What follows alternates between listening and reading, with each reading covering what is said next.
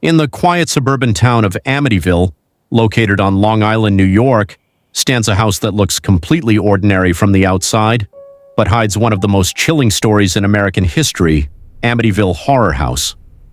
On the night of November 13th, 1974, something horrific happened inside that home. A 23-year-old man named Ronald DeFeo Jr. shot and killed all 6 members of his family while they slept. What made the case even more disturbing was that none of the neighbors reported hearing gunshots. When police questioned him, Ronald claimed he didn't act alone. He said he was guided by voices that told him to commit the murders. Whether it was mental illness or something darker remains a mystery. After the murders, the house sat empty for some time. Then in 1975, a couple, George Lutz and Kathy Lutz, moved in with their 3 children. They were aware of the house's past, but they believed it was just history, something that wouldn't affect them.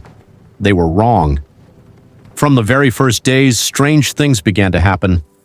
George often complained about an unnatural cold inside the house, even when the heating system was on full blast. Kathy reported smelling strange, unexplainable odors at random times, but things didn't stop there. They got worse. Every night at exactly 3:15 a.m., George would suddenly wake up. Later, it was revealed that this was around the same time the murders had taken place. It felt as if something was connecting him to that exact moment in time. Doors and windows would open and slam shut on their own. Loud, unexplained noises echoed through the house. One night, Kathy claimed she was lifted off the bed, as if an invisible force was holding her in the air. Their young daughter, Missy, said she had an imaginary friend named Jody. But Jody didn't seem like a normal child's imagination. Missy described Jody as a large pig-like creature with glowing red eyes.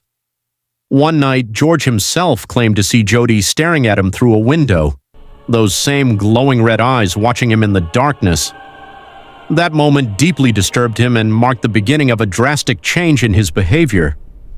The house itself seemed to react in unnatural ways. Black stains appeared on the walls that couldn't be cleaned.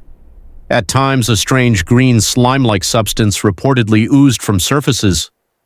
The family began hearing whispers, footsteps, and movements, despite no one being there. As days passed, George became increasingly aggressive and unstable. Kathy started to feel like her husband was no longer the same person, as if something else was influencing him. Then came the breaking point. After just 28 days, the Lutz family fled the house in the middle of the night, leaving behind all their belongings.